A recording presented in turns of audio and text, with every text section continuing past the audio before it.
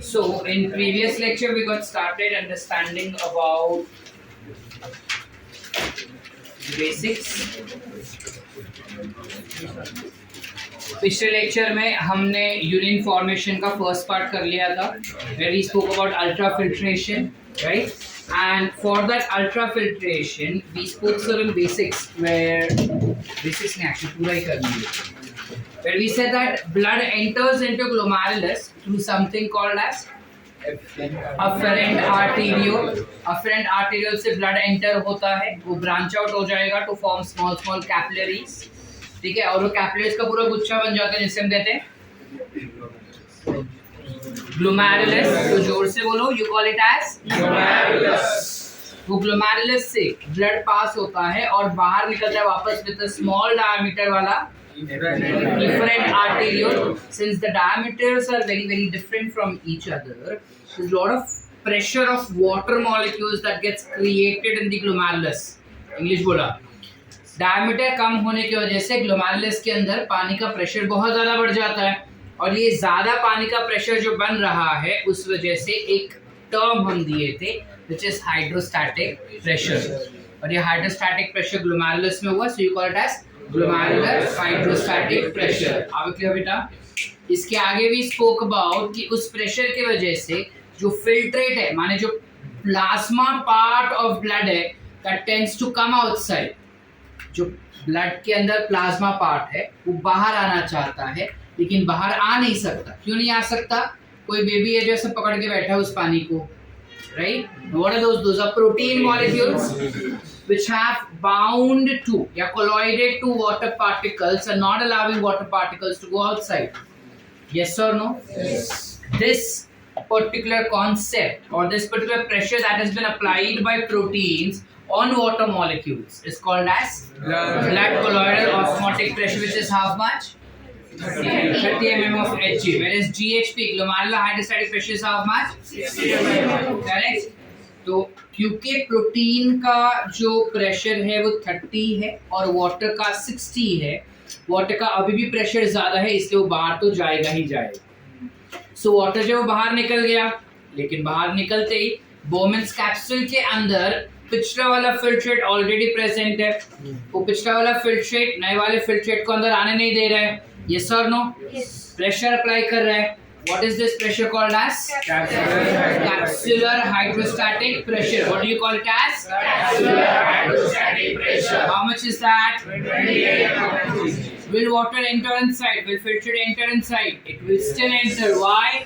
उसका 30 था ना बेटा, और ये 20 दे रहा है, 10 और ज्यादा है, so still वो 10 के हेल्प से it can easily enter inside the Bowman's capsule. Are we clear up till here? Yes. This was nothing but glomerular filtration, which is nothing but ultrafiltration. ठीक है? Ultrafiltration किधर हुआ अपने को? If this is the Bowman's capsule that we have, let's say this is the Bowman's capsule that we have, and within this Bowman's capsule you will have glomerulus, correct?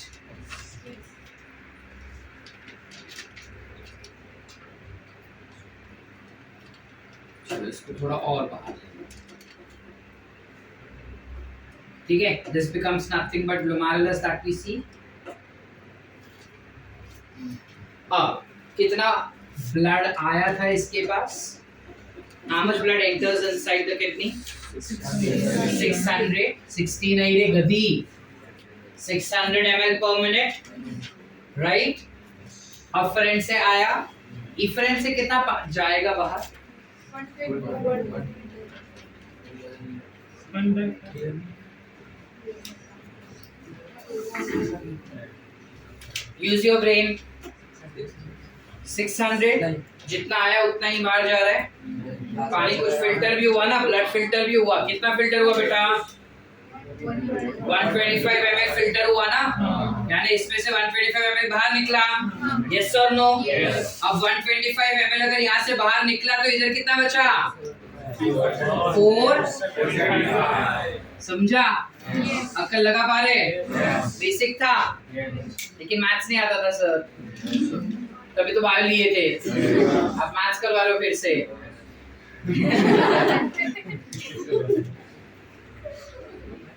Now what happens is ये जो filtrate इधर आया ना बेटा बोमेंस capsule में, blood filter होके बोमेंस capsule में आया, उससे हम कहेंगे फिल्ट्रेट। ये फिल्ट्रेट में से चीजें जो है वो रीएब्सॉर्ब हो जाएगी। Things will get reabsorbed over here. What is this region? PCT. That is nothing but proximal convoluted tubule. अब एक चीज दिमाग में हमको गांठ बांध के रखनी है कि ग्लोमेरुलर फिल्ट्रेट जो मिला है अपने को, ग्लोमेरुलर फिल्ट्रेट म्हणजे काय? ये जो मिला अपने को 125 मिलीलीटर, इसमें से 65% रीएब्सॉर्ब हो जाता है। 65% of glomerular filtrate will get reabsorbed in PCT. Proximal convoluted tubule में जो 125 ml का फिल्ट्रेट आया है बेटा, उसका 65% फ्लूइड जो है वो रीएब्सॉर्ब कर लिया जाएगा। Are we clear? Yes or no? Yes. अब 65% इसका अगर रीएब्सॉर्ब हो रहा है, क्वेश्चन इज कि इतना तो क्या क्या रीएब्सॉर्ब हो रहा है। So let's try to find out that. सबसे पहले इसमें से मतलब ये फिल्ट्रेट में से बाहर जाएगा ना, फिल्ट्रेट में से बाहर निकल रहा है, बाहर निकल के किस में जाएगा? कैपिलरीज में। ये कैपिलरी इधर आएगा ना, this arteriole will come here, branch capillaries coil होगा, तो फिल्ट्रेट में से एब्सॉर्ब करके कैपिलरीज में जाएगा। समझ पा रहे? You have capillaries present over here. इस रीजन में अपने को कुछ इस प्रकार से कैपिलरीज कॉइल की हुई मिल रही है, तो यहाँ से बाहर निकल के किस में जा रहा है वो? कैपिलरीज के अंदर। ठीक है, तो अब कैपिलरी के अंदर क्या क्या चीजें जा रही है वो हमको देखना है। जो जो चीजें एब्सॉर्ब होती है बेटा, वो हमेशा दो पार्ट में एब्सॉर्ब होता है। ठीक है, दो पार्ट क्या होगा? एक जिसे हम कहते हैं हाई थ्रेशोल्ड कंपाउंड्स और एक जिसे हम कहते हैं लो थ्रेशोल्ड कंपाउंड्स। हाई थ्रेशोल्ड यानी कि इम्पोर्टेंट, एकदम इम्पोर्टेंट, उसे हम हाई थ्रेशोल्ड कहेंगे कि ये चीजें तो यूरिन में जानी ही नहीं चाहिए, तो वो सबसे पहले फट फट फट रीएब्सॉर्ब हो जाएगा। फिर आता है लेस थ्रेशोल्ड या लो थ्रेशोल्ड वाला। लो थ्रेशोल्ड वाले क्या होंगे? जो रीएब्सॉर्प्शन का उतना अर्जेंसी नहीं है, एक बार वो स्किप भी होगा ना रीएब्सॉर्ब होना तो चलेगा अपने को, वो पीछे बाद में कहीं पे रीएब्सॉर्ब हो जाएंगे या फिर वो यूरिन में चला जाएगा तो भी एक बार चलेगा, मुझे उतना इंपॉर्टेंट नहीं है वो। ठीक है, but there are certain components which I can not afford to miss from the body. मुझे एग्जांपल दे सकते हैं ऐसी चीजों का जो इधर फिल्ट्रेट में गया रहेगा? तुम मत बोल के हो चुका है। कौन सी ऐसी चीज है जो हमारे ब्लड से फिल्टर होके बाहर आई? You have electrolytes, but that will become lower threshold. Proteins तो बाहर ही नहीं निकलते ना। Nutrients means what? सारे nutrients हैं।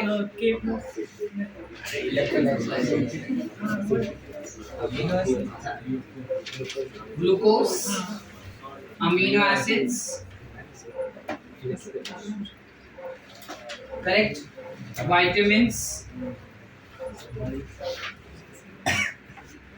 will get reabsorbed, yes or no? इसके अलावा क्या reabsorb होना चाहिए? There's something called as hormones, नाम तो सुने होंगे। सर hormones इधर आता है क्या? hormones इधर ही आता है। हमारे ब्रेन में एक पर्टिकुलर रीजन होता है जिसे हम कहते हैं पिट्यूटरी ग्लैंड, बचपन में पढ़े होंगे, जो इधर होता है। ठीक है, मतलब सेंटर पे, यहाँ से नीचे और यहाँ से ऐसा जाओ, वहां पे कहीं पे अपने को मिलेगा। एक छोटा सा वटाने जैसा ग्लैंड होता है जो ब्रेन से अटैच्ड होता है। इस ग्लैंड से मैक्सिमम हमारे बॉडी के मैक्सिमम हार्मोन सिक्रीट किए जाते हैं। समझ पा रहे? पिट्यूटरी ग्लैंड से हमारे बॉडी के मैक्सिमम हार्मोन सिक्रीट किए जाएंगे। ये हार्मोन्स डायरेक्टली ब्लड में छोड़ दिया जाता है। अब वो ब्लड ऑब्वियसली हार्ट के पास जाएगा through something called as superior vena cava, to something called as superior vena cava। बधे लोग, अभी तुम थर्सडे को टेस्ट देके निकले हो, सुपीरियर वेना कावा में जा रहा है, सुपीरियर वेना कावा के अंदर जैसे ही जाए, सुपीरियर वेना कावा से हार्ट में गया, हार्ट से पूरे बॉडी में जाएगा। अब जहां जहां पे जिस जिस हार्मोन का जरूरत था वहां पे चला गया, लेकिन 600 ml का ब्लड तो हमारे किडनी में भी गया ना बेटा, तो हार्मोन्स तो किडनी में भी गए। किडनी में हार्मोन्स का कोई जरूरत है क्या? सो वो हार्मोन्स ऐसे कैसे बाहर निकल रहे? I'll have to reabsorb ना, you cannot afford it to go outside, so hormones will be reabsorbed back from PCT। कितना हार्मोन reabsorb होगा, कितना परसेंटेज? फुल, सारे के सारे हार्मोन्स एक तो बनाए ही कम क्वांटिटी में जाते हैं, ये चीज याद रखना। Hormones are always synthesised in less quantity, so you can not afford it to go outside the body. करते मतलब ये सारे के सारे केमिकल्स जो हम बात किए ना, ये सारे के सारे 100% रीएब्सॉर्ब हो जाएंगे, कंप्लीट रीएब्सॉर्प्शन। करते हैं कि नहीं कर, पूरा का पूरा रीएब्सॉर्ब हो जाएगा। ठीक है, और क्या क्या रीएब्सॉर्ब हो सकता है?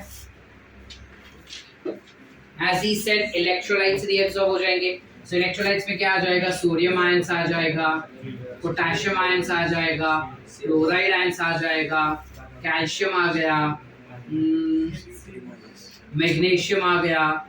ठीक है, then you might have bicarbonate, salts भी तो रीएब्सॉर्ब होंगे, so bicarbonates will get reabsorb. Yes और नो? ये सारे जो है हमारा एनसीईआरटी बोलता है इलेक्ट्रोलाइट्स का 70 से 80% इलेक्ट्रोलाइट्स जो है वो पीसीटी में एब्सॉर्ब हो जाते हैं। अब क्लियर कि नहीं समझे? Any doubts? इसके अलावा बहुत ही इंपॉर्टेंट चीज एब्सॉर्ब होगी यहाँ, you have something called as, सबसे ज्यादा पानी इस जगह से एब्सॉर्ब होता है। कितना प्रतिशत? 75%, which can also be recommended or regarded as 2/3 of water। यानी कि फिल्ट्रेट का 2/3 पार्ट ऑफ वाटर जो रहेगा वो यहीं पे एब्सॉर्ब हो जाएगा। आगे क्या बेटा? Any doubts? क्या बोले हम?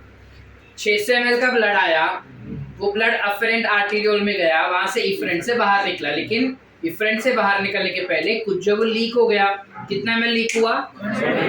वो 125 ml जो लीक हुआ पीसीटी में गया, और पीसीटी में जाके फटाफट सब रीएब्सॉर्ब करने लगे, है ना? रीएब्सॉर्ब क्यों किया रश्मि? किसने किया? कौन से सेल्स थे वहां पे? पीसीटी में कौन से सेल्स थे? माइक्रोविलाई सेल्स थोड़ी होते हैं, cuboidal epithelium which have microvilli present on them।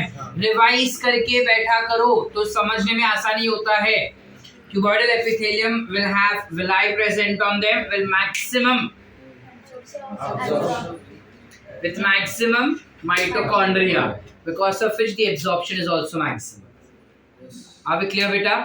तो ये पानी जो फिल्ट्रेट जो है उसमें से सबसे पहले ऑर्गेनिक कंटेंट रीएब्सॉर्ब हो जाएंगे, because they are of high threshold values which includes glucose, that is different carbohydrates, amino acids, vitamins, hormones. ठीक है?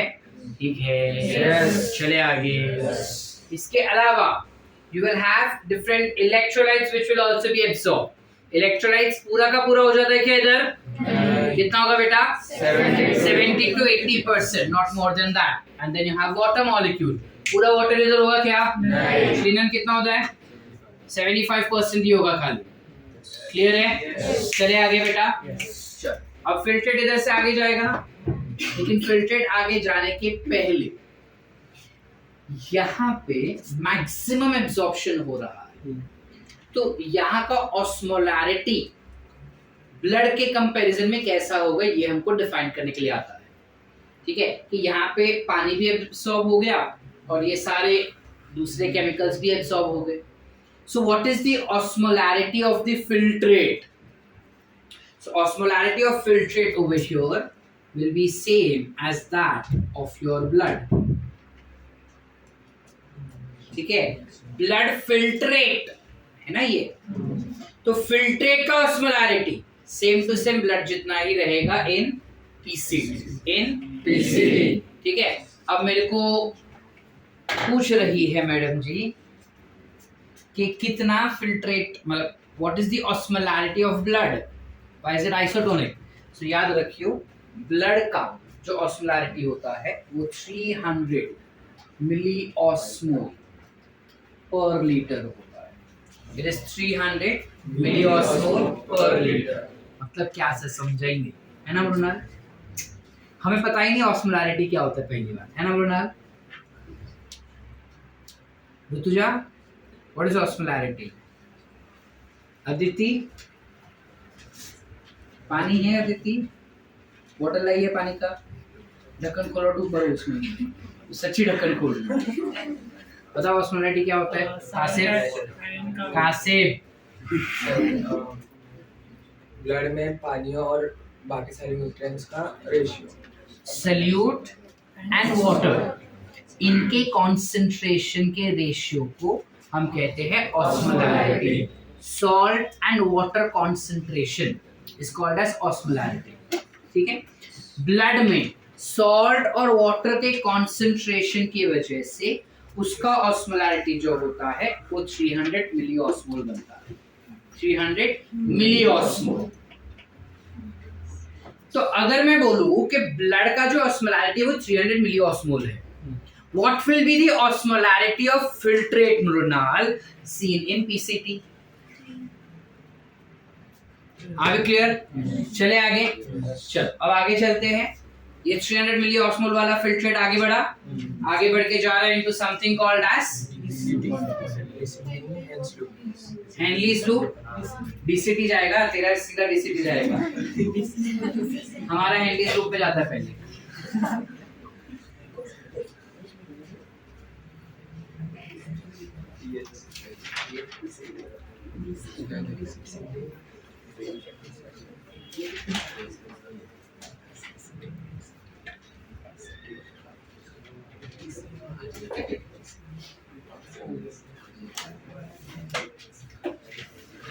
कुछ ऐसे होता है हेनलीज लूप। हम जो अब तक बनाए थे ना वो जो अपने को एनसीईआरटी में से दिए ना कि आप पढ़ लो, वैसा होता है ऊपर ऊपर से। अब हम फिलहाल कॉन्सेप्ट समझ रहे तो थोड़ा डिटेल में चले जाएंगे, पढ़ेंगे हम वो ऊपर ऊपर वाला ही फॉर नीट एग्जामिनेशन। ठीक है, लेकिन कॉन्सेप्ट थोड़ा अच्छे से देख लेते कि क्या होता है, बिकॉज डिग्री में जाएंगे तब हम लोग हंसेंगे अपने पे, नहीं तो कि हमको बेसिक्स नहीं पता है हम क्यों हंसते हैं। हाँ चल, now when we talk about Henle's loop, this is called as descending limb of loop of Henle. This is ascending limb of loop of Henle. दोनों के पास एक थिक रीजन होता है, एक थिन रीजन होता है। ठीक है, डिसेंडिंग में थिन कम होता है, थिक ज्यादा होता है। असेंडिंग में उल्टा, थिन ज्यादा, थिक कम। क्लियर है? अब इसकी जब हिस्टोलॉजी पढ़े थे हम, हिस्टोलॉजी में जगह है स्टडी ऑफ टिश्यूज, इसका जब हिस्टोलॉजी पढ़ा था हमने तब हमने बताया था कि हेनलीज लूप में जो डिसेंडिंग लिम्ब है, क्या हुआ बेटा? मैं नहीं दिख रहा उसमें, बार बार उसमें से काहे देख रहे हो? ऑन है, नहीं हो रहा ऑन। पेरेंट्स मीटिंग में बोलना पड़ेगा, चश्मे का नंबर बढ़ गया। अच्छा चलो, ये जो डिसेंडिंग लिम्ब है, इस डिसेंडिंग लिम्ब का हिस्टोलॉजी क्या है? what kind of tissues do we see in that? Squamous epithelial tissue, यही हमारा एनसीईआरटी बोलता है। अब हम थोड़ा अच्छे से देखते हैं। यहाँ पे जो होता है ना ये जाड़ा वाला रीजन, उसमें यही वाले कंटिन्यू करते हैं, which is what? बट इसके जितने एफिशिएंट नहीं होते। नहीं समझा? यहाँ पे जो क्यूबॉइडल एपिथेलियल टिश्यू होते हैं उसके माइक्रोविलाई ज्यादा होंगे, माइटोकॉन्ड्रिया ज्यादा होगा। लेकिन ऐसे करते करते करते जब इधर आता है ना तब माइक्रोविलाई भी कम हो जाता है और माइटोकॉन्ड्रिया भी कम हो जाता है। क्यूबॉइडल रहेगा, माइक्रोविलाई भी रहेगा, माइटोकॉन्ड्रिया भी रहेगा, लेकिन फिर जैसे वो थिन रीजन पे आता है it will turn to have squamous epithelial tissue, and सिर्फ और सिर्फ इस रीजन में वाटर का रीअब्सॉर्प्शन किया जाता है। Water will be reabsorb. Now question is, इधर जो पानी रीअब्सॉर्ब हो रहा है सिर्फ और सिर्फ पानी रीअब्सॉर्ब होता है और कुछ नहीं, only and only water absorption will occur, nothing else. Now when your only water is absorbed, ठीक है, मेरा अकल श्रेयस ऐसे दौड़ता है कि क्योंकि सिर्फ पानी एब्जॉर्ब हो रहा है मतलब सबसे ज्यादा इधर पानी एब्जॉर्ब होना चाहिए था। ये नहीं है, ये गलत चीज है। समझ पा रहे?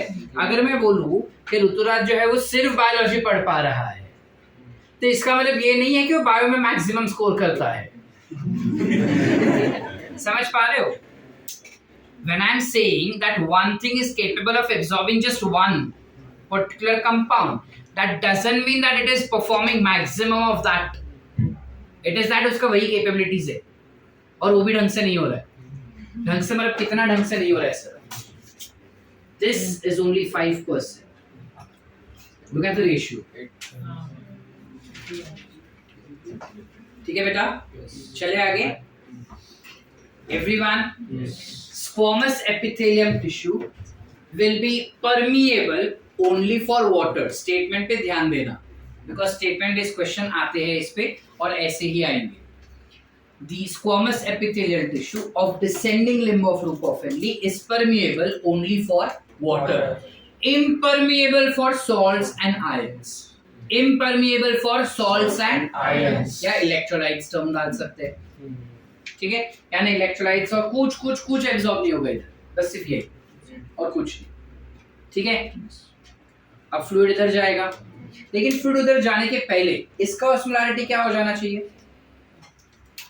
इसका ऑस्मोलारिटी वाज आइसोटोनिक ना, दैट वी हैव गिवन। इसका क्या ऑस्मोलारिटी होगा? चलो इसको छोड़ दो, यहाँ पे फ्लूइड आया, वो फ्लूइड में से मैंने पूरा पानी ले लिया। अब आयंस का कॉन्सेंट्रेशन ज्यादा, तो उस टाइप के फ्लूइड को क्या कहते हैं? जिसमें सॉल्यूट ज्यादा है और solvent come. We call it as hypertonic. So this will be what? Hypertonic. यानी 300 मिली ऑस्मोल से ज्यादा होगा ऑस्मोलारिटी या कम? ज्यादा। 300 मिली ऑस्मोल से osmolarity will be more. Are we clear बेटा? Everyone, any doubts? चले आगे। क्या हुआ गौरव? अकल में नहीं घुसा, नहीं समझा? चले आगे। चलो अब फ्लूइड इधर से आगे गया, इधर ऊपर चला गया। अब फ्लूइड जब ऊपर चला गया, ये वाला जो कंटेंट है ना, इसमें पानी इम्परमिएबल है, मीनिंग वाटर को परमिशन नहीं अंदर आना, सिर्फ और सिर्फ सॉल्ट्स या आयंस जा सकते हैं। तो सारे सॉल्ट्स और आयंस रीअब्सॉर्ब हो जाएंगे, ठीक है ना? आइडियली ना ये सॉल्ट्स और आयन का रीअब्सॉर्प्शन इस थिक रीजन में होता है, थिन रीजन में नहीं होता, ठीक है? अब ये चीज हमारा एनसीईआरटी नहीं बताता, तो फिलहाल हम वो पकड़ के भी नहीं चले, लेकिन तुम याद रखना कि रीअब्सॉर्प्शन थिक रीजन में होगा, थिन में नहीं। सो क्या क्या रीअब्सॉर्प्शन होगा? सोडियम आयंस हो जाएंगे रीअब्सॉर्ब, पोटेशियम आयन रीअब्सॉर्ब हो जाएगा। सोडियम पोटेशियम गया तो क्लोराइड तो बाय डिफॉल्ट जाता है, ठीक है? बाइकार्बोनेट्स रीअब्सॉर्ब हो जाएंगे। You have calcium ions, you have magnesium ions, ये सारे रीअब्सॉर्ब हो जाएंगे बेटा। Any doubts? चले आगे। आगे चलते हैं।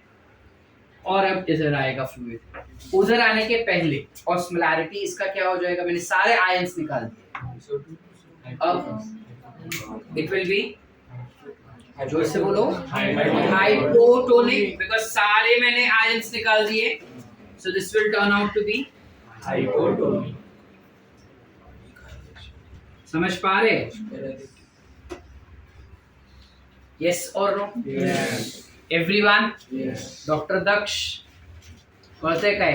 डोसक्यात शिरते आपल्याला? क्या पढ़ रहे हम?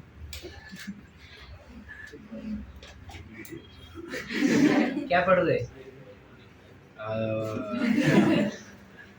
क्या पढ़ रहे हम? नहीं, कॉन्सेप्ट क्या चालू है, तेरा या मेरा?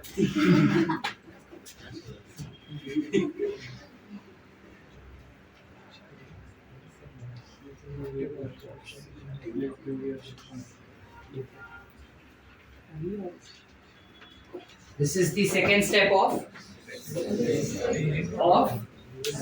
urine formation. एक स्टेप हम पहले किए कुछ सालों पहले, वो एक स्टेप हो गया अपना। अब नए साल में हम नया स्टेप किए, कौन सा? हाँ, अब हम सिर्फ यूरिन बनाएंगे, निकालेंगे परसों। ठीक है, यहाँ तक क्लियर है? जैसे निकाल तो हम पहले ही दिए थे। मिक्चुरेशन में अंडरस्टूड हो गया। चलो फिर से करेंगे। चलो यहाँ से आगे बढ़े, विल गो फॉर डीसीटी। अब डीसीटी ना एकदम नालायक, सेम तुम लोग के जैसा, सेम टू सेम। उसको ना टपली मार के बोलना पड़ता कि चल अब ये कर, खुद से नहीं करता नीना। ठीक है, अब जब टपली मारना है तो टपली कौन मारता है? हॉर्मोन्स।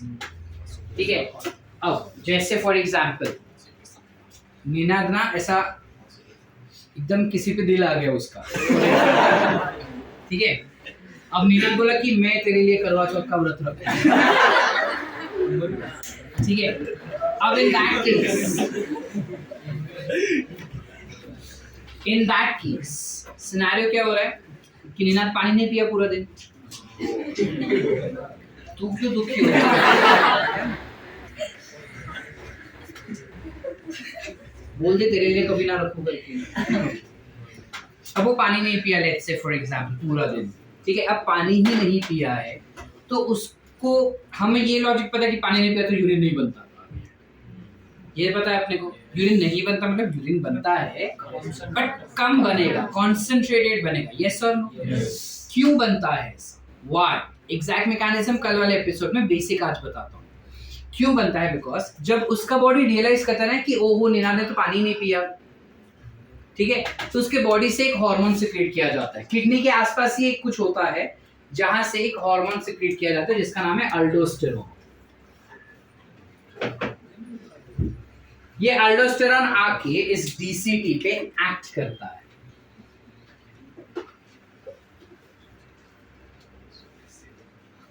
अल्डोस्टेरोन आएगा और इस डीसीटी पे एक्ट करेगा। जैसे ही वो डीसीटी पे एक्ट करता है बेटा, इस डीसीटी में से सोडियम आयंस रीएब्सॉर्ब हो जाएंगे। ठीक है, सर पानी चाहिए था, आप सोडियम एब्सॉर्ब करवा रहे हो। देखो, अल्डोस्टेरोन ना ट्रिक करता है, वो बोलता है कि सोडियम बाहर आ जा, तेरे से अट्रैक्ट होकर पानी अपने आप बाहर आएगा। क्योंकि धीरे धीरे रियलाइज किया ना, पानी सुबह से नहीं पिया है, 4 बजे से पानी पीना उसने छोड़ दिया। ठीक है, अब तू क्यों स्ट्रेस ले रहा है? ठीक है, क्या सब कितने कंसर्न्ड है नीना पे।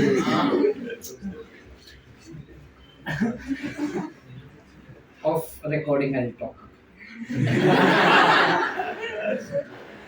सोडियम आयंस जब निकलता है ना बेटा, वो सोडियम आयंस निकल के इधर का कंसंट्रेशन बढ़ाएगा। उस कंसंट्रेशन को न्यूट्रलाइज करने के लिए पानी को अपने आप बाहर आना पड़ेगा। बिकॉज पानी अपने हायर कंसंट्रेशन से लोअर कंसंट्रेशन पे अपने आप जाता है, वो उसका टेंडेंसी है। जैसे अपना होता है ना, किधर झगड़ा हुआ रहेगा और भीड़ पड़ी है, हम उस झगड़े में पार्टिसिपेट नहीं करने वाले, फिर भी जाके खड़े रहते हैं, तो अपने आप अट्रैक्ट होता है ना। हम अकेले थे और वो झुंड था, हम झुंड के पास जाते ही है ना, समवॉट लेता। ठीक है, उल्टा एग्जाम्पल दिया हमने, बट समवॉट लेता कि पानी जो है वो बाय डिफॉल्ट बाहर जाएगा because sodium is moving outside. ठीक है, अब सोडियम के साथ साथ क्लोराइड आयंस भी बाहर चले जाते हैं, और क्लोराइड के साथ साथ बाय डिफॉल्ट पीछे भी क्या आ जाएगा, 15% वाटर विल गो आउटसाइड। ठीक है बेटा, यस और नो? समझे? अभी क्या धीरे धीरे धीरे धीरे बॉडी रियलाइज कर रहा है कि उसका उपवास से उसने पानी नहीं पिया, उपवास से उसने पानी नहीं पिया, उपवास से उसने पानी नहीं पिया। अल्डोस्टेरोन का लेवल धीरे धीरे धीरे धीरे बढ़ रहा है। अब पता चला कि सुबह 4 से अभी शाम के 4 बज गए, चांद तो आया नहीं, पानी पी नहीं पा रहा है। ठीक है, अब पानी 12 घंटे से बंदे ने पानी नहीं पिया यार, तो उसका बॉडी बोलता है कि भाड़ में गया अल्डोस्टेरोन, वो काम ही नहीं कर रहा है। अब ना पिट्यूटरी ग्लैंड से एक हार्मोन सिक्रेट किया जाता है जिसका नाम है ADH। इसका फुल फॉर्म पता है बेटा? Anti diuretic. You don't have to talk. You know everything. Anti-diuretic hormone. अब ये ADH आता है और DCT पे एक्ट करेगा। और डीसीटी को बोलेगा सोडियम मोडियम का भाड़ में, सीधा पानी ले। ठीक है, ये टाइम पास हो रहा है, पानी उठाओ जितना उठा सकते हो उतना। तो फट फट फट only water absorption will take place because of ADH. Difference समझा? दोनों हार्मोन क्या कर रहे हैं? अल्डोस्टेरोन धीरे धीरे पानी एब्जॉर्ब करवाना चाहता था, तो उसने सोडियम को बोला कि तू आजा बाहर, तो वो पीछे पीछे आएगा, इनडायरेक्ट गया। अब वो मान ही नहीं रहा था, ये बंदा पानी पी नहीं रहा था, तो एडीएच ने क्या किया, उसको प्यास वाला फीलिंग भी दिया कि तेरे को प्यास लगे, पानी पी। अब वो नहीं चाहता कि इसलिए वो पानी नहीं पी रहा है। ठीक है, अब वो पानी नहीं पी रहा है, लेकिन एडीएच तो बार बार सिक्रेट हो ही रहा है। अब वो बार बार सिक्रेट हो रहा है, तो वाटर इज गेटिंग रीअब्सॉर्ब। ठीक है, इतना ही नहीं, अगर मैं ये दोनों को हटा दूं तो डीसीटी कुछ काम ही नहीं करता। एब्जॉर्प्शन सर नहीं। अब निनाद ने ना गटागट 3 ग्लास पानी पी लिया, ठीक है, टूट गया फास्ट, खत्म, करवा चौथ खत्म। अब नॉर्मल डे में उसने 3 ग्लास गटागट पानी पी लिया। ठीक है, अब 3 ग्लास गटागट पानी उसने पी लिया, उसके बाद आधे घंटे के बाद वापस से 1 ग्लास पानी पी रहा है, बहुत पानी हो गया ना। तो दोनों में से किसी का भी सिक्रेशन जरूरत है क्या? तो यहाँ पे कुछ सिक्रेशंस नहीं आएंगे। अब सिक्रेशंस नहीं आ रहे तो डीसीटी बोलता है मैं तो सो रहा है, तुम टेस्ट ही नहीं रख रहे तो मैं काहे पढ़ूं? वैसा जिस दिन टेस्ट रखोगे उस दिन पढ़ेंगे ना वीर, जब टेस्ट ही नहीं रख रहे तो काहे पढ़े हम? बस कुछ वैसा ही सीन है। टपरी नहीं मारा ना तो काम भी नहीं कर रहा, टपरी मारता है तो काम करता है। इस वजह से इसे हम कहते हैं कंडिशनल रीअब्सॉर्प्शन। काय म्हणतात? Conditional reabsorption. फक्त डीसीटी मध्ये नाही, कलेक्टिंग डक्ट मध्ये सुद्धा you will have conditional reabsorption.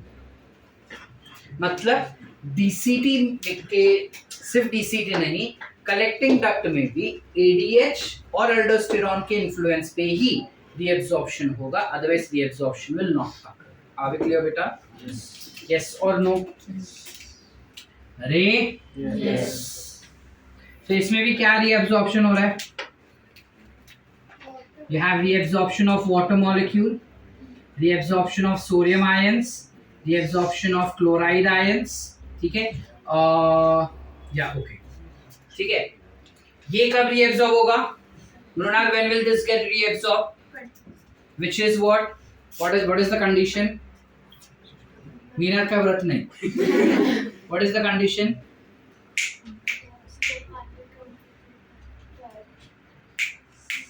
What is the condition? इसके लिए, इसको काम करवाने के लिए क्या कंडीशन है? कौन टपली मारने वाला है उसको? प्रज्ञा कौन है? एंड जब अल्डोस्टेरॉन और एडीएच काम करेगा सिर्फ तब डीसीटी और कलेक्टिंग डक्ट काम करेगा, अदरवाइज वो काम नहीं करेगा। Are we clear? यहां तक ना फिल्ट्रेट था, जब वो फिल्ट्रेट कलेक्टिंग डक्ट में आ जाता है तो ये फिल्ट्रेट बन जाता है हमारा प्यारा, जिसके लिए हम पूरा चैप्टर कर रहे हैं। ठीक है? ठीक है, समझा? Any doubts? एक मजेदार चीज हमारे, हाँ, कैल्शियम तो बॉडी में बहुत लगता है ना, तो इसलिए तो रिएब्सॉर्ब किया जा रहा है वो, तो मतलब वहाँ पे 100% नहीं होगा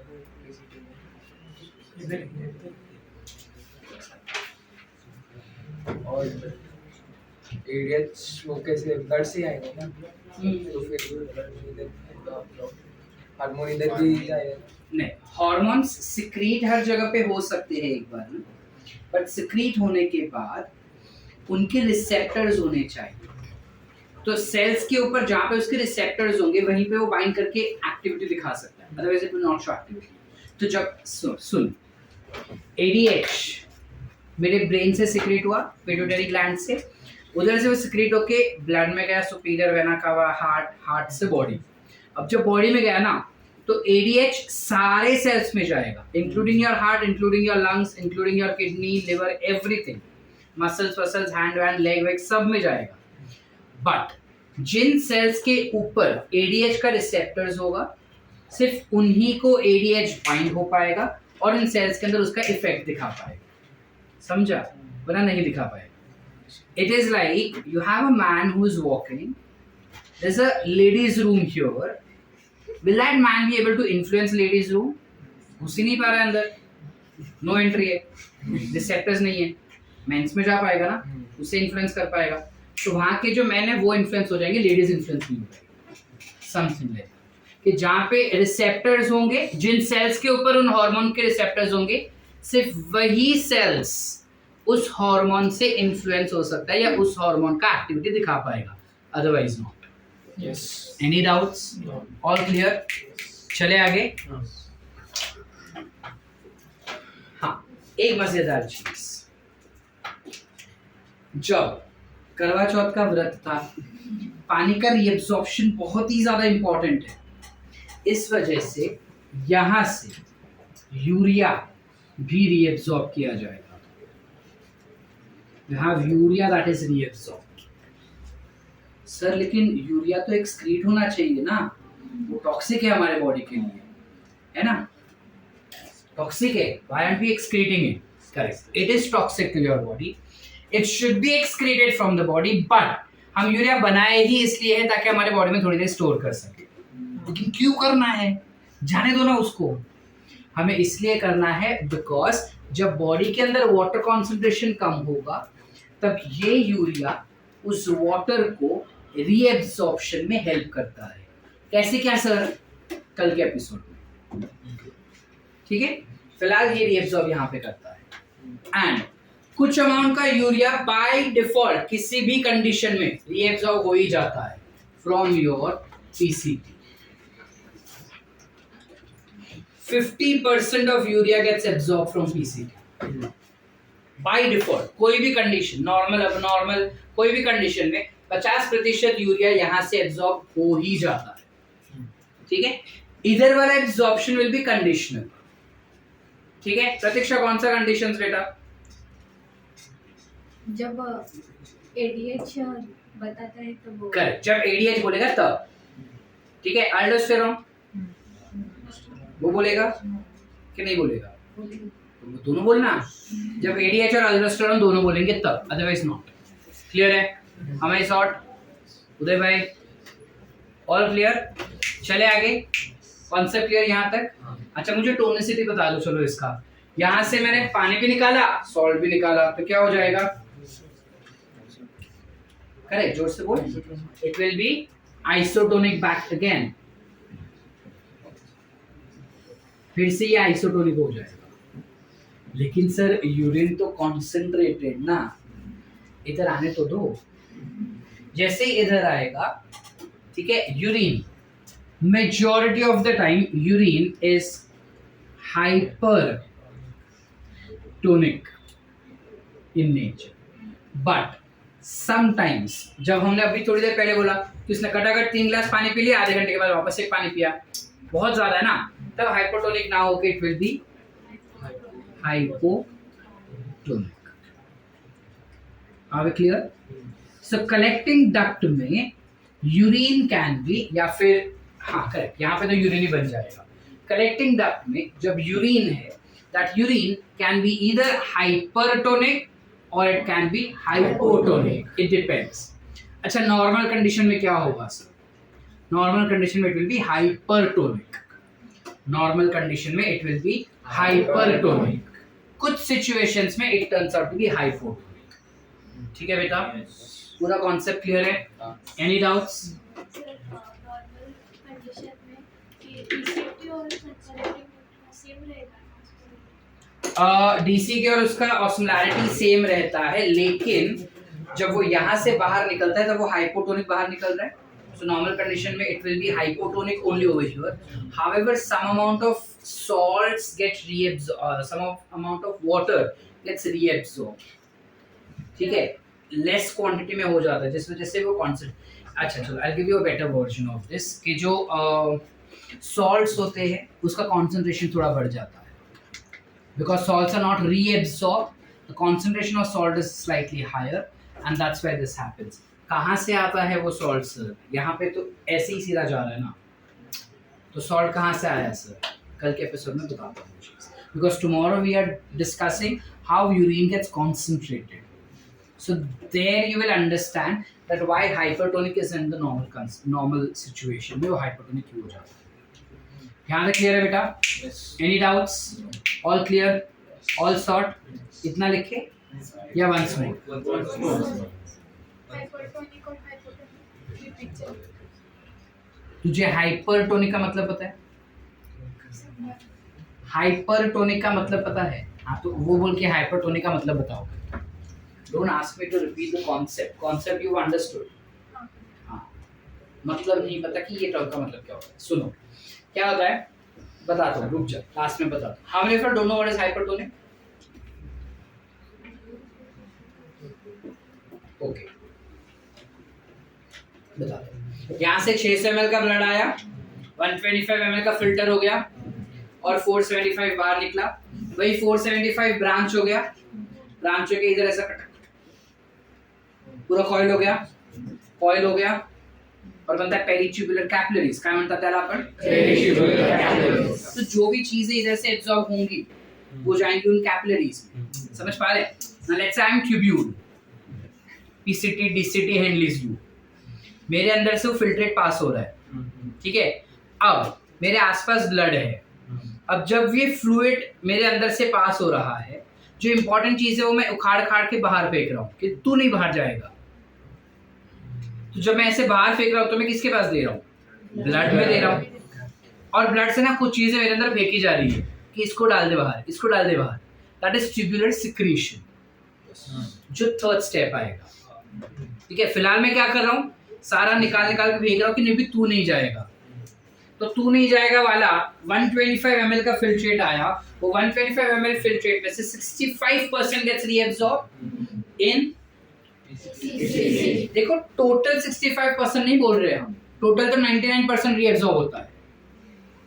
ठीक है. सिर्फ पीसीटी में 65% रीअब्सॉर्ब हो रहा है, ऐसे बात कर रहे हैं. कहते हैं तो जब पीसीटी में आएगा वो, तो पीसीटी में सारे ही इंपॉर्टेंट केमिकल्स रीअब्सॉर्ब हो जाएंगे. Electrolytes, salts, hormones, vitamins, amino acids, sugar, सब रीअब्सॉर्ब हो जाता है. ठीक है. जो ऑर्गेनिक कंस्टिट्यूएंट्स है वो 100% रीअब्सॉर्ब होगा. इनऑर्गेनिक में जितने इलेक्ट्रोलाइट्स है वो 70 to 80% होगा. वाटर 75% रीअब्सॉर्ब हो जाएगा और यूरिया 50% रीअब्सॉर्ब हो जाएगा. इन सारे रीअब्सॉर्प्शन की वजह से इसका ऑस्मोलैरिटी और ब्लड का ऑस्मोलैरिटी सेम हो जाता है. सेम यानी कितना होगा सर? सेम यानी 30 मिली ऑस्मोल पर लीटर. क्लियर है? अब हाँ बेटा 300, मैं क्या बोला? 300 मिली ऑस्मोल पर लीटर. अब ये जो दोनों है ना, ब्लड का और फिल्ट्रेट का ऑस्मोलैरिटी सेम हुआ. ब्लड का और फिल्ट्रेट का ऑस्मोलैरिटी सेम यानी isotonic. amount of salt and amount of water concentration within the filtrate and outside the filtrate, meaning in the blood, is same. So isotonic. समझे कि नहीं समझे? अब वो फिल्ट्रेट घूम के इधर आ रहा है. जब घूम के इधर आ रहा है तो पानी रीअब्सॉर्ब हो गया. अब जब सारा पानी रीअब्सॉर्ब हो गया ना, तो जो फिल्ट्रेट के अंदर वाटर है वो कम हो गया, ब्लड के अंदर वाटर बढ़ गया. तो ब्लड के ऑस्मोलैरिटी के कंपैरिजन में फिल्ट्रेट का ऑस्मोलैरिटी बढ़ गया. नहीं समझे? इसके अंदर पानी कम हो गया, इसके अंदर पानी बढ़ गया, ब्लड में पानी बढ़ गया. देखो दो चीजें पैरेलल चल रही है. हम यहां से चीजें एब्जॉर्ब, ये हमारा ट्यूब हो गया, दिस इज अवर ट्यूब. ठीक है. ये एक ब्लड आ जाएगा इधर, या ये ट्यूब ले लो, ये ब्लड हो गया. ठीक है. ये ट्यूब है, इसमें से पानी रीअब्सॉर्ब हुआ. रीअब्सॉर्ब होकर किस में गया? ब्लड में गया. ब्लड में पानी बढ़ गया ना, लेकिन इसका मुझे कुछ काम नहीं है. काम किसका है? मैं पढ़ क्या रहा हूँ? ट्यूब. ट्यूब के अंदर पानी कम हुआ, वाटर लेस सॉल्यूट मोर, हायपरटोनिक म्हणतात त्याला. जेव्हा सॉल्ट जास्त असणार आणि पाणी कमी असणार तर त्याला आपण हायपरटोनिक म्हणतो. आणि उलट असेल तर त्याला आपण हायपोटोनिक. हायपोटोनिक म्हणजे काय? सॉल्ट कमी, पाणी जास्त. इकडे तेच होते. सगळे सॉल्ट्स आपण काढून टाकले, पाणी आहे त्यात, that becomes hypotonic. Are we clear? चले आगे. इधर ऊपर गया, यहाँ पे जो फिल्ट्रेट आया उसमें से हमने पानी भी निकाला और हमने दोनों निकाल दिए. By default solution becomes isotonic. मतलब कितना होगा? So this is isotonic, hypotonic, hypertonic, isotonic with respect to blood osmolarity. Blood के कंपैरिजन में फिल्ट्रेट हाइपरटोनिक है, ब्लड के कंपैरिजन में फिल्ट्रेट हाइपोटोनिक है, ब्लड के कंपैरिजन में फिल्ट्रेट आइसोटोनिक है। समझ पा रहे? Any doubts? All clear? इधर भी सेम। हाउएवर इसका और इसका काम जो रहेगा, इन दोनों का जो काम रहेगा, that will be conditional. Only when aldosterone and ADH is secreted in the body will be the time that DCT and collecting duct becomes functional. DCT और collecting duct सिर्फ तब काम कर पाता है जब ADH और aldosterone secrete होगा बॉडी में। और वो कब secrete होता है? वाटर स्कैरसिटी, जब पानी कम है बॉडी में। आर वी क्लियर बेटा? पूरा concept clear? Any doubts? Once more और अंडरस्टूड? पक्की बात? लिखिए इतना फटाफट, चलो क्विकली।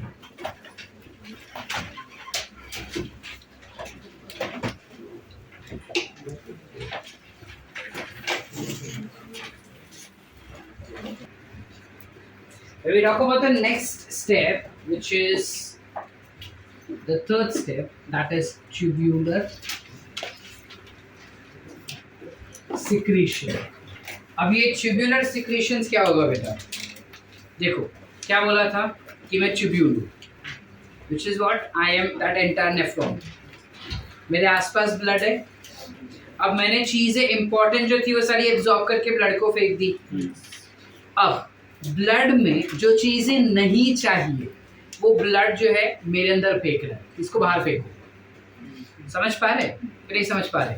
यानी इसके आसपास you have peritubular capillaries which are existing. ये पेरीट्यूब्यूलर कैपिलरीज में से कुछ चीजें अब अंदर जा रही नेफ्रॉन के, ठीक है? अब नेफ्रॉन के अंदर जा रहा है, meaning it is getting secreted from your capillaries. Capillaries में से सिक्रीट होके अंदर की तरफ कौन सी चीजें जाती है? तो you will have ammonia which gets secreted, you will have hydrogen ions which will get secreted, you will have creatinine, नाम तो सुने होंगे, you have hippuric acid, नाम सुना होगा, you will have uric acid, all of this gets secreted, ठीक है? Ammonia भी यहीं पे लिखा है बिकॉज ये सारे नाइट्रोजनस वेस्ट होंगे, सारे नाइट्रोजनस वेस्ट सिक्रेट हो जाएंगे। इसके अलावा हम काफी बार बर्थडे केक्स ना, वो फैंसी वाली बर्थडे केक होती है जहाँ पे जंगल बनाया रहेगा, या फिर you have those Barbie doll, ठीक है, या फिर वहाँ पे कोई ऐसा एंगेजमेंट वाला रहेगा तो लड़का लड़की बनाया रहता है, उसमें काफी सारे कलर इस्तेमाल करते हैं। करेक्ट? ये सुनो बेटा, कलर इस्तेमाल किया जाता है, ठीक है? अपार्ट फ्रॉम दैट जब हम लिखते हैं, ऑलमोस्ट रोज लिखते समय हमारा हाथ खराब हो जाता है, इंक विंक लग जाता है हाथ पे, ठीक है? अब वो इंक विंक लगता है तो हम कितना भी घिस के धोए पूरा तो जाता नहीं, खाते समय वो हमारे बॉडी में जाता ही है।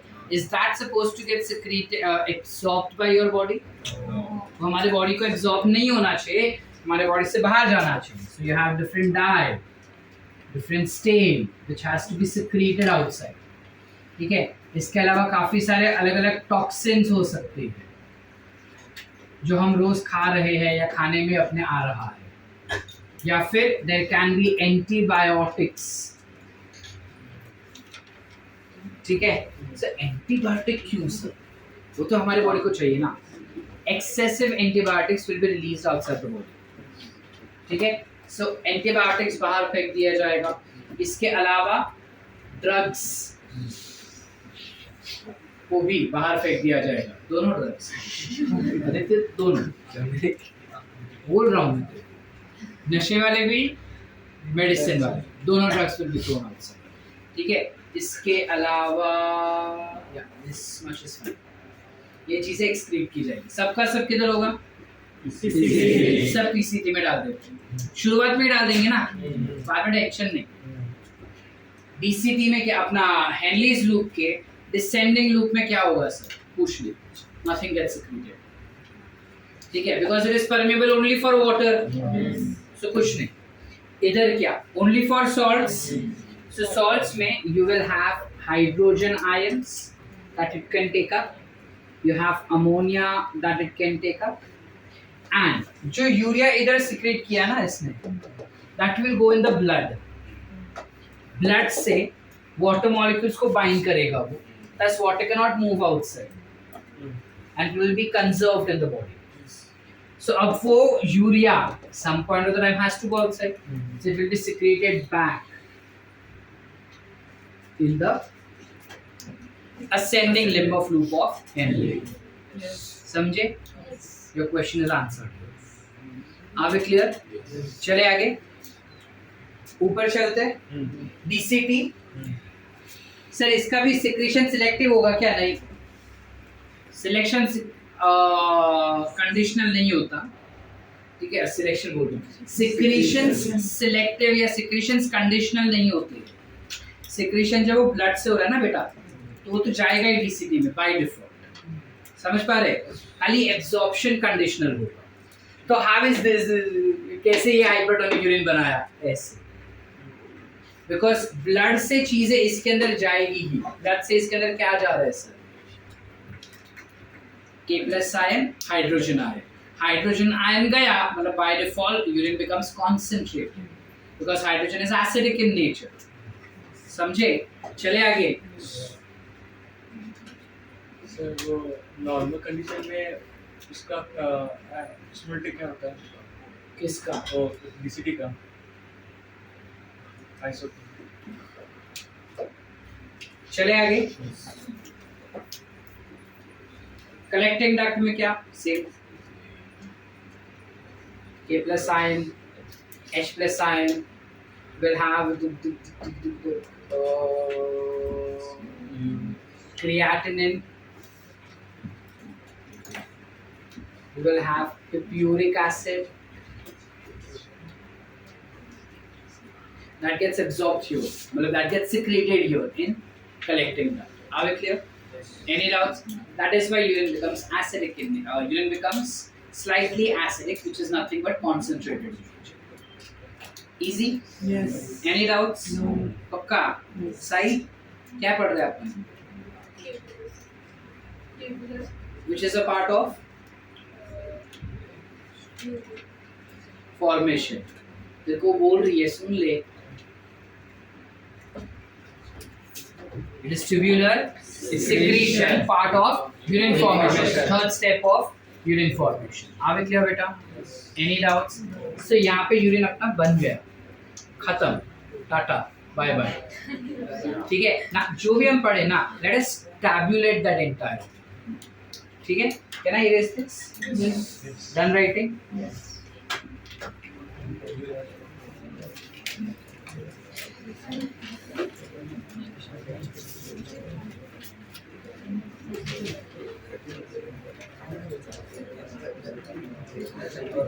अच्छा, तब तक वो कॉपी करो, बात करने का जरूरत नहीं अपने को.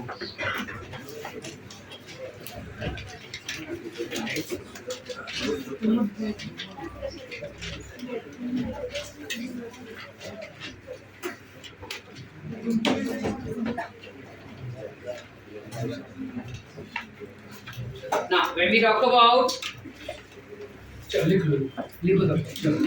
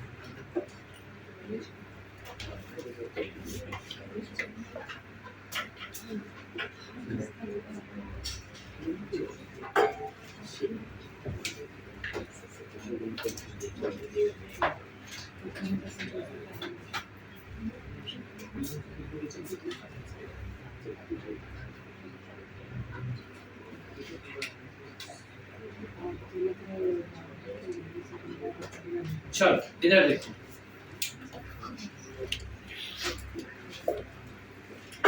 जब हम पीसीटी का बात करते हैं ट्यूबुलर रीएब्सॉर्प्शन में हमें पता है कि 65% ऑफ ग्लोमेरुलर फिल्ट्रेट जो है यहीं पे एब्जॉर्ब हो जाएगा पीसीटी में, जिसमें क्या क्या एब्जॉर्ब हो रहा है बेटा?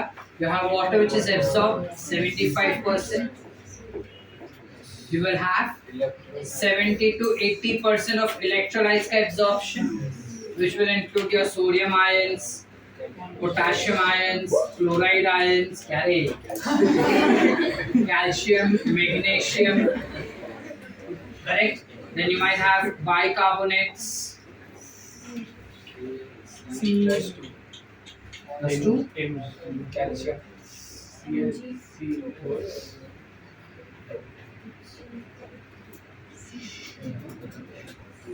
बराबर।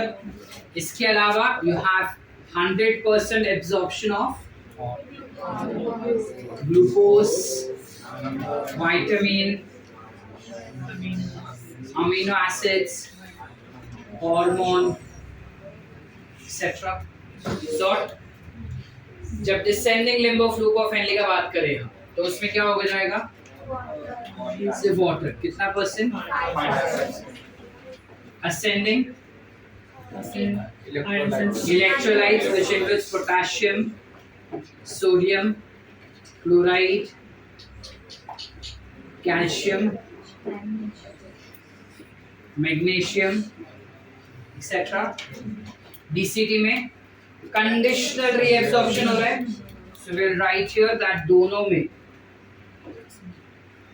you have conditional reabsorption, that is occurring. So conditional में DCT में क्या हो रहा है? Potassium ion, correct? चार खाओगे, sodium chloride and how much percent of water? बराबर। कलेक्टिंग डक्ट में sodium chloride and water is only 4%, ठीक है?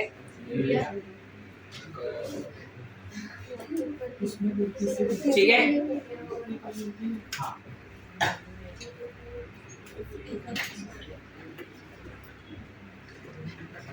ठीक है? Sort. When you talk about tubular secretion, तो tubular secretions में क्या क्या आ जाएंगे? पीसीटी में क्या क्या हो रहा है देखो उधर।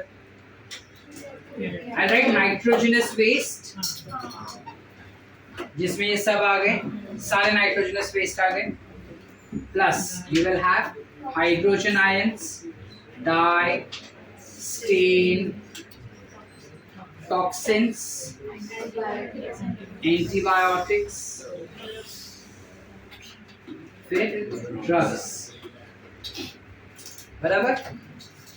Descending limb में कुछ भी नहीं, ascending limb पे हाइड्रोजन आयंस एंड अमोनिया, ठीक है, एंड यूरिया। डीसीटी में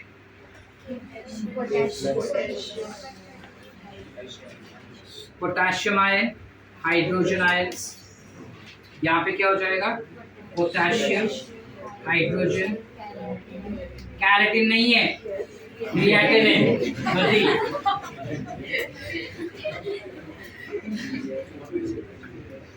हिप्यूरिक acid etcetera.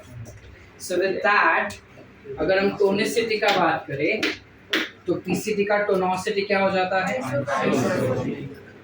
Isotonic. This becomes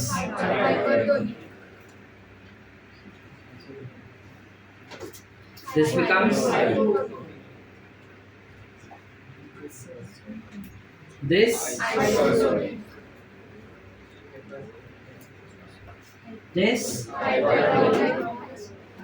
hyper या फिर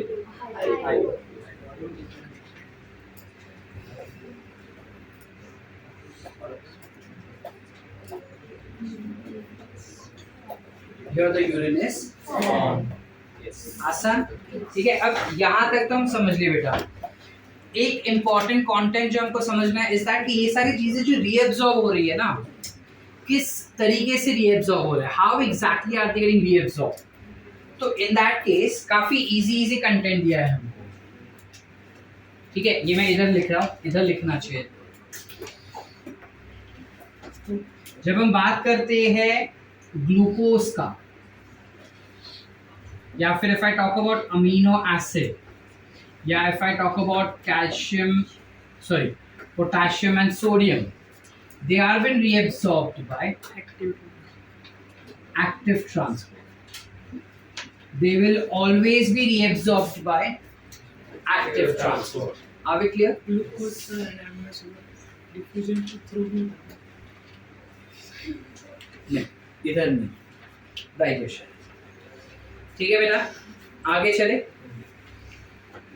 इसके अलावा you have water molecule which is by both passive, that is by diffusion, and active। ये क्या बात है guys? हमारा एनसीईआरटी एक स्टेटमेंट दे रहा है कि वाटर का जो एब्सॉर्प्शन होता है वो नेफ्रॉन की स्टार्टिंग पार्ट में पैसिवली होता है, बस।